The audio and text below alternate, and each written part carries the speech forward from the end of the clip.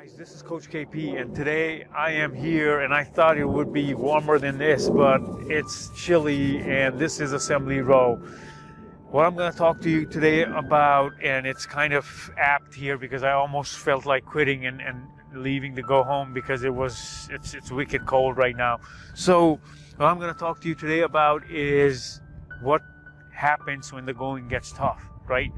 So for all of us that are into this personal development and been walking this path for a while, or have just started, and we're uncovering all these layers of years of conditioning that we're trying to get out of, what may happen is we may actually get discouraged and not necessarily know what is going on with our lives, why we are coming up with all of these new emotions and feelings, and why we're no longer able to connect with our friends as we were able to do previously. A lot of shifts may be occurring all over. We may start to realize that the job that we thought was so great is actually not that great after all, because it's coming with compromises that we are no longer willing to make.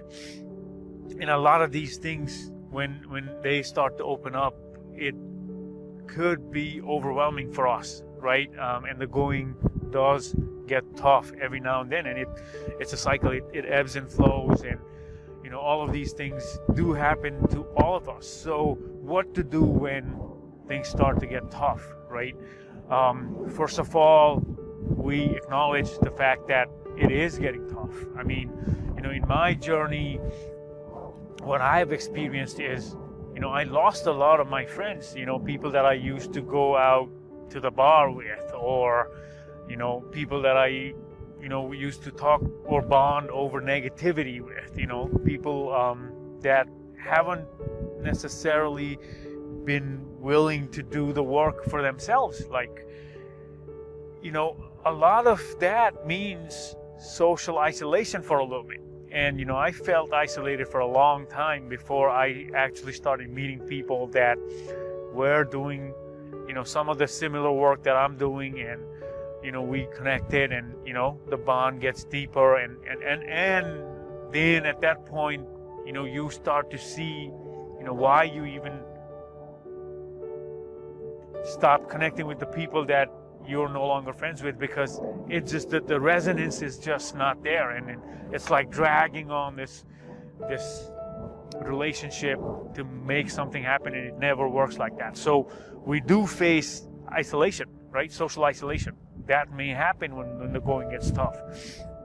With your family, you may actually start to be in a situation where you're at the dinner table and the things that you used to talk about just no longer cut it, right? Though you actually want to get out of there and leave because you just don't want to talk about the things that you were talking about, and your family is looking at you like, what is wrong with you, right?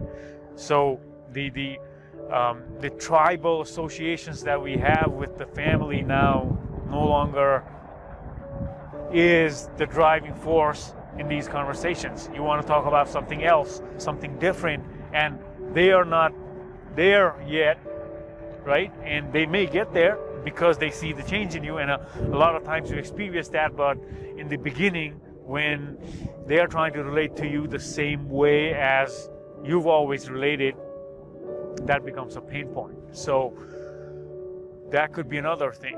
The third thing is you can get increasingly frustrated with yourself because you're not seeing the change that you're reading about in these books, you're trying to bring to your life, and it's just been one step forward and two steps back, and you're like, you know what, screw this, I don't want to do it anymore. So that could happen as well, and it happens to the best of us.